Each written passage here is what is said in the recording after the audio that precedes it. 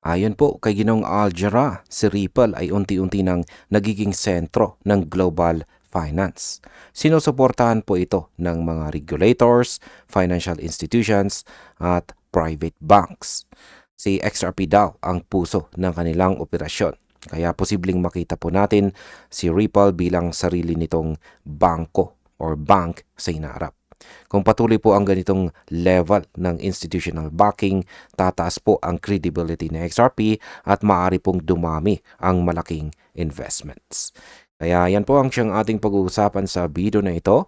At simulan po natin sa ating unang katanungan kung paano nga ba nagbago ang posisyon ni Ripple mula sa nakaraan.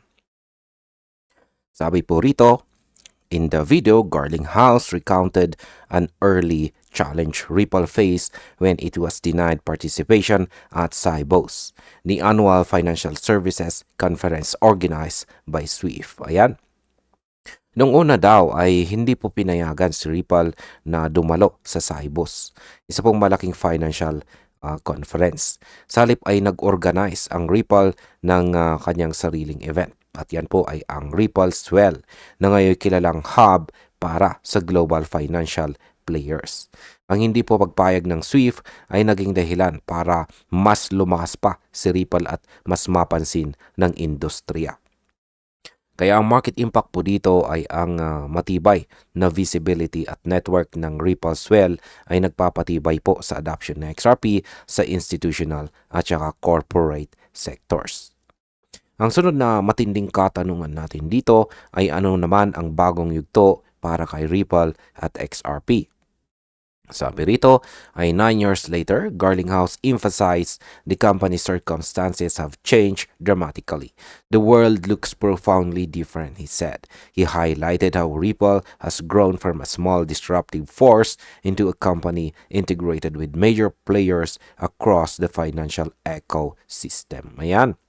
Ngayon ay si Ripple ay hindi na lang maliit na disruptor.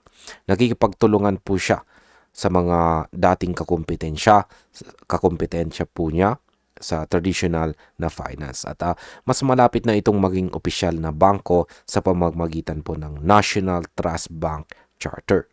Ito po ay sinyales na si XRP ay ginagamit bilang core asset sa isang matured financial ecosystem. Kaya pagdating po sa market impact nito, ang proseso po ng Ripple patungo sa bank status ay maaaring magbigay ng long-term stability kay XRP na siyang makakaakit po ng mga institutional investors. At bilang panghuli, ang aking opinion naman tungkol dito ay makikita po natin na si Ripple at XRP ay hindi na lamang po speculative assets. Unti-unti na nilang nababago ang perception ng digital assets mula taboo words hanggang sa maging bahagi ng modern financial system. Sa patuloy po na institutional integration at saka bank charter applications, si XRP po ay posibleng maging core ng bagong financial infrastructure.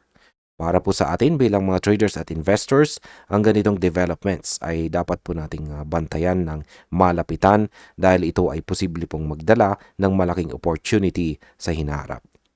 At ayan, hanggang dito na lamang po tayo sa video na ito mga ka-crypto. Maraming salamat sa panunood.